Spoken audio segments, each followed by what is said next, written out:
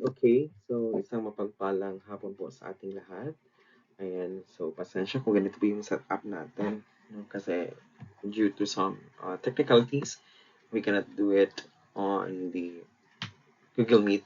But instead, dito tayo sa PPT na magpaliwanag o talakayin yung mga dulog pampanitikan na hindi po natalakay ng previous reporters kasi ito po yung aming discussion for this afternoon. Ayan, una tayo sa psychoanalytico din.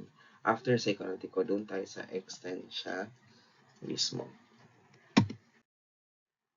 Okay, so much for the introduction kasi as what I have said, no, ito ay natalakay no, ng ating mga previous reporters. So let's proceed doon po tayo talaga sa aking paksa, no, which is the psychoanalytico. Okay, ang psychoanalytico, ito po talaga ang dulog na ito no ay hango talaga kay Sigmund Freud. No? There's no question of that. No, ito po ay hango po talaga sa kaniyang teorya. Ayan, so ang psychoanalytico ay mas kilala na psychoanalytic theory or the psychoanalysis no, ni Sigmund Freud na isang teorya at pamamaraan ng paggamot sa psikolohiya or sa psikolohiya na nakatuon sa walang malay or unconscious na aspeto ng isipan. No, ito ay may kinalaman sa kung paano ang ating mga hindi malay na pagnanasa, alaala at karanasan, lalo na mula nung pagkabata natin, no, ay may malalim na epekto sa ating pag-uugali at personalidad. Kaya nga, mapapansin din natin minsan no, sa mga akda, sa mga maikling kwento, or sa mga pelikula na natin nakikita, merong mga tauhan na talagang iba no, yung pag-uugali nila or personalidad. So ito po ay merong epekto sa psychoanalytico po nila no, or sa kalang isipan kung bakit po ganun po sila mag-isip o bakit ganyan po sila kumilos no, or bakit ganyan po ang kalang pag-ugali at personalidad. Kasi it's under or meron po silang previous no, na mga subconscious and unconscious na mga experiences na naging epekto no, ng kanilang pag-ugali at personalidad. Ayan. Okay, if you still remember with the psychoanalytic theory or analysis theory with Sigmund Freud, na meron po siyang nahagi po doon na struktura po natin isipan which is it's under three, no, yung id, ego, and superego. Ayan, sa id, ito po yung the pleasure principle. Okay, bahagi po siya ng isipan natin na kumikilos ayon sa prinsipyo ng kasiyahan or pleasure. No, ito ang pinagmumula ng ating likas na pagnanasa at instinct tulad ng gutom, aggression, at sexualidad. Ego naman ang bahagi ng isipan na sumusunod sa prinsipyo ng realidad or the reality principle. Ito ang namamagitan sa id at superego upang makagawa ng balanseng desisyon ang tao. Next, superego or the superego. Ang bahagi ng isipan na kumakatawan sa moralidad at konsensya. Ito ang tumutulong sa atin na sundin ang mga panuntunan ng lipunan at etika. So, psychoanalytical. Yan. So, unconscious mind, katangian ng dulog na ito, unconscious mind, no, tulad ng takot, panaginip, trauma, at iba pa. At talakay ko na rin yung id, ego, superego. Yan. So, ito, no? Ayan. So, itong tatlong struktura, structure ng ating isipan, no, meron po siyang epekto no, kung paano po kumilos ang tao sa isang kwento or sa isip. Kung ang kanyang isip pa ay base sa kanyang id, no, kung ano yung gusto niya, ano yung pleasure niya, nagbabago ang kanyang pag-uugali or kilos. Or ang kanyang bang isip ay base sa ego niya, no, it's under the reality principle, no, so naging balance ba, ayan, ang kanyang pag-isip or sa ego, the morals and ideals. Ayan. So nagkakatalo ang tatlong istruktura ng isip sa kung paano kumilos po yung tao, ano yung pag-uugali ng tao base sa panitikan o akda na ating pong binasa or ating babasahin. Yan. Kung meron kang nabasa dyan na isang akda na sa tingin mo ay hindi mo mawari kung bakit ganyan ang pagkikilos o pag-iisip ng ah, tauhan sa kwento, ang magandang dulog na iyong gagamitin ay psychoanalytico. No? Pag-aaralan mo ang kanyang pag-iisip. So, ayan. Kasi ang pinakapunto ng psychoanalytico ay ang isip no, ng tao. From the word, it's like psych. No? Psych. Isip. Utak. Ayan. So, it boils down no, sa utak po ng tao sa kanyang pag-iisip. Ayan. So, meron tayong tinatawag po dito na subconscious and unconscious. Ayan. So, ano ba yung subconscious and unconscious? Okay, sa subconscious, ito ba yung tawag natin no, sa Filipino na bahagyang malay. Ayan. Ito ay bahagi ng isipan na hindi natin aktibong iniisip pero maaari itong makaapekto sa ating kilos at desisyon. Halimbawa, ang isang kanta ang tumutugtog sa likod ng isip mo kahit hindi mo ito sinasadya. No? Siguro it's come from the experience natin. No? Tayo po talaga no, ay may ganitong karanasan. No? Merong musika o tugtog na talagang pumapasok po sa ating isipan, pero hindi po natin ito iniisip na talagang ito yung papasok na sa ating isipan. Or we do not mind na, or hindi tayo nag-iisip ng isang kanta, pero merong pumapasok po sa ating utak. And that is under the subconscious po natin. Next is the unconscious mind or walang malay. No? It's very contrast to conscious. That you are aware. Unconscious, walang awareness na nangyayari o nagaganap. Ito ang pinakamalalim na bahagi ng isipan kung saan nakatago ang mga repressed memories, trauma, at likas na pagnanasa. Hindi ito basta-basta na-access. It just so happen it will react when there is a certain circumstances that will occur no, sa iyo, no, sa tao. Diba? Meron tayong iniisip na hindi po natin alam o hindi po natin sasadya kung bakit ito yung naisip. O meron po tayong tao na sadyang galit na galit tayo pero hindi natin alam bakit tayo galit sa kanya. Diba? Ganon. Meron tayong mga pagkakataon na kasi na ganon. So sa unconscious mind, no, yung mga trauma, no, ayan, diyan po talaga nakapatong no, ay yung unconscious mind. For example, dito basahin ko, may trauma ka noong bata ka pero hindi mo ito maalala. Kahit na naapektuhan nito ang takot mo ngayon. Kasi nasa unconscious mind siya. No? Sabi kanina, hindi ito basta-basta na-access. May galit kasi isang tao pero hindi mo alam kung bakit. No? Ayan. Di ba natin nga experience, kung makita mo siya, wala mo siya ginabuhan sa imuha. Pero, hindi ka ganahan. No? Ayan. Maybe because of the feature sa tao, aura. Ayan. So, ganun siya na. It's fall into unconscious mind. Ayan. So, for us to really understand, meron akong papakita ng picture and you're going to assess the one, it's subconscious or unconscious. Okay, paghinga.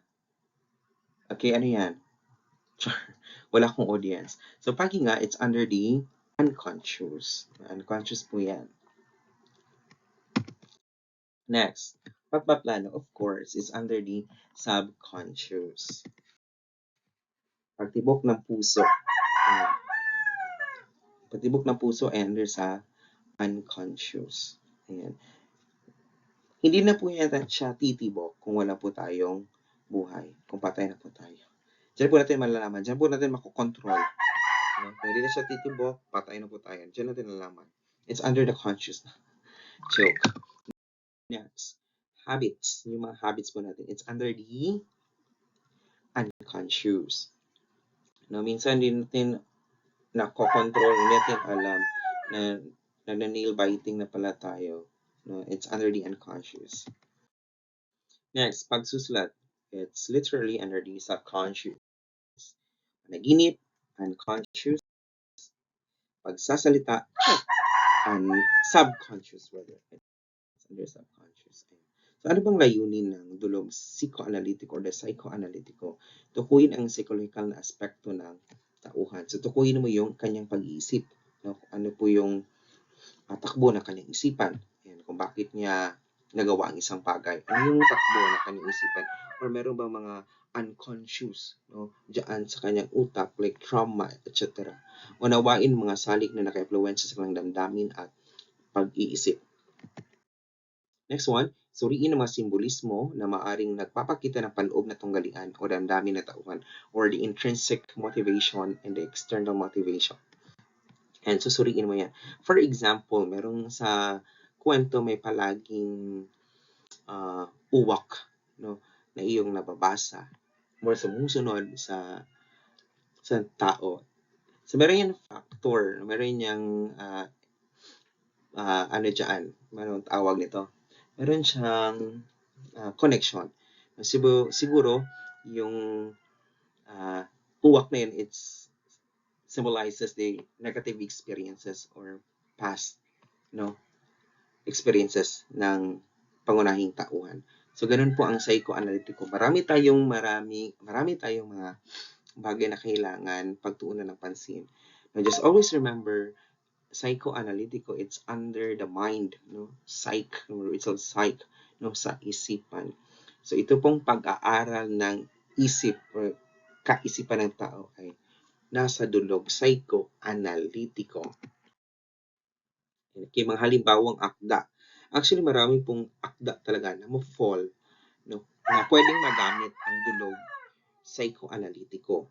Ayan. Ito lamang ang ilan. No? Si Tata Selo, Rogelio Sica. Sa dulog psychoanalytico, makikita ang psychological na motibasyon ng tauhang si Tata Selo. Na psychological na motivation, ang kanyang galit, no, at pagkakapatay sa Panginoong may lupa ay bunga ng matinding kawalang katarungan at paghirap na matagal niyang naranas. Na true to his experience, negative and bad experience, it drives, no, it becomes the motivation na gawin niya ang pagpatay, no, sa Panginoong may lupa or sa may-ari ng lupa. Next one, no, ang kwento ni Mabuti ni Genevieve de Rosa Matute. Sa pagsusuring gamit ang dulog psychoanalytico, ang dulog nito ay naglapat ng pagsusuri sa emotional na natunggalian ng gurong si Mabuti. Sa kabila ng kanyang pagiging huwaran, ay may tinatagong lungkot mula sa kanyang personal na buhay. Di ba palagi nakangiti, masaya. Pero behind that, no, ito si Mabuti ay malungkot pala. Pero ang kanyang defense mechanism na ipinapakita sa tao ay masaya siya. Ayan. So that is dulog psychoanalytico. At marami pang mga akda na pwede po nating lapatan ng dulog psychoanalytico. Always remember na ang dulog psychoanalytico, ito po ay nakabase sa isip, pag-iisip, kaisipan ng tao kung bakit ganun ang kanyang gawi, kung bakit ganun ang kanyang pag-uugali. Ayan, kasi ito ay base sa kanyang utak. Ayan.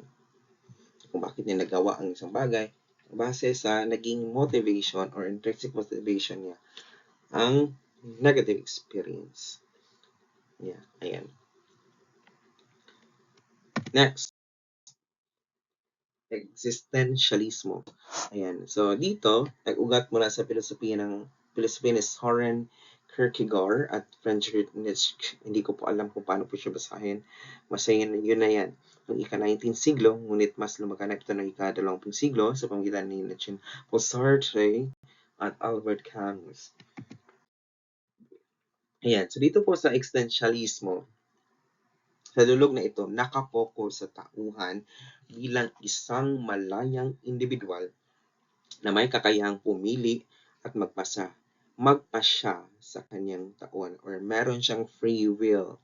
Papasok ito ang free will. Na lahat ng kanyang ginawa, gagawin ay base sa kanyang kakayahang magpasya, na base sa kanyang sarili. Ayan. So, hindi ito tawag nito, walang motivation under sa lipunan, walang motivation under sa pamilya.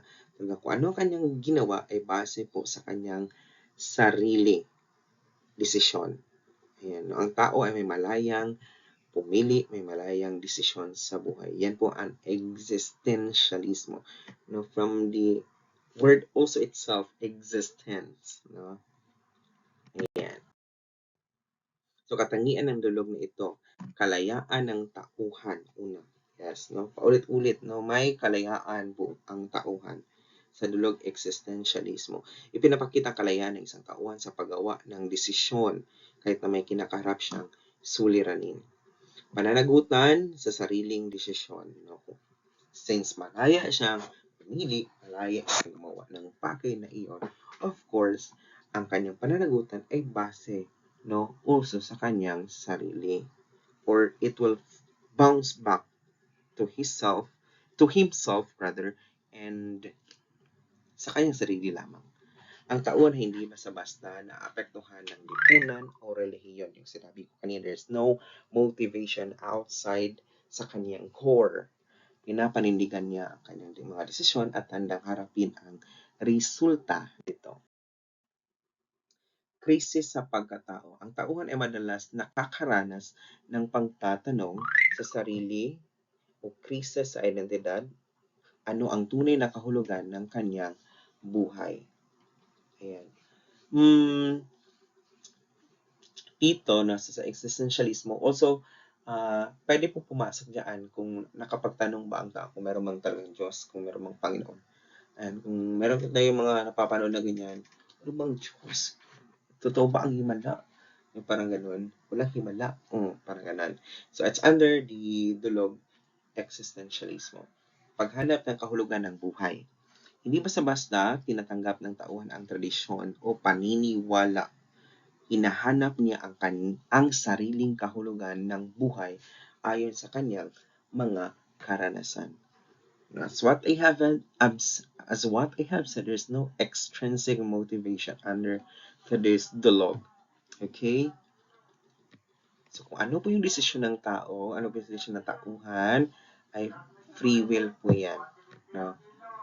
At kung ano man ang dyan, kung ano po yung resulta, ay siya rin po, no, ang mananagot. Ilayunin ng dulog existentialismo, ipakita ang kalayaan ng tao na pumili ng kanyang landas sa kabila ng limitasyon ng lipunan.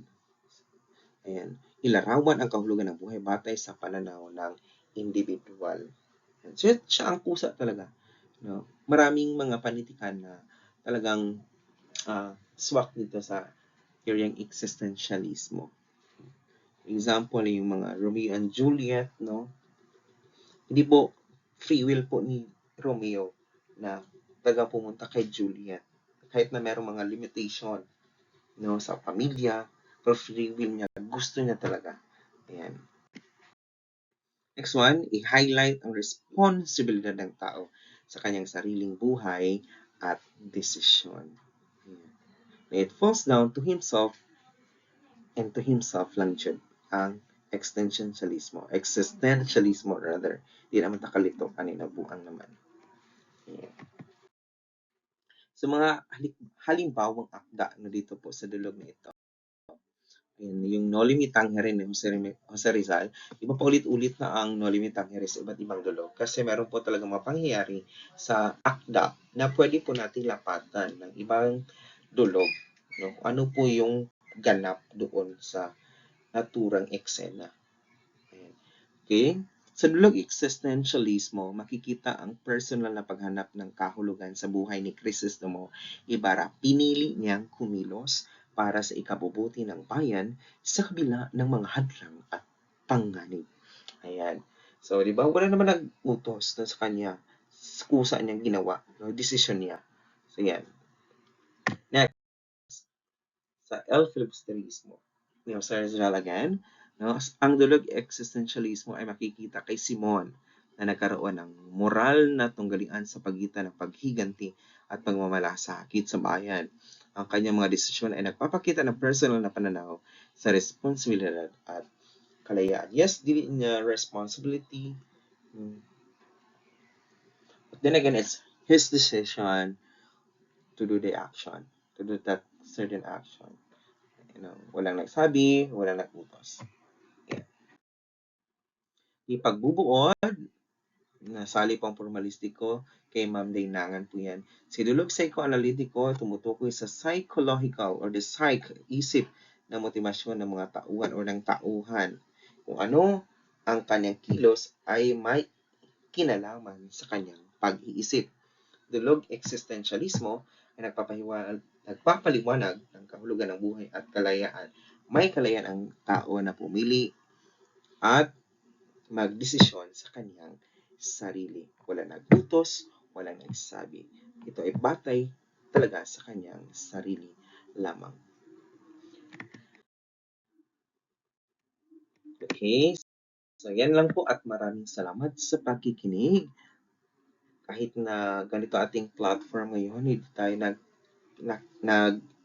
karoon ng face-to-face or virtual na talakayan. Pero maraming salamat sa pakikinig kung ito ay iyong talagang pinapakinggan ngayon. Maraming salamat.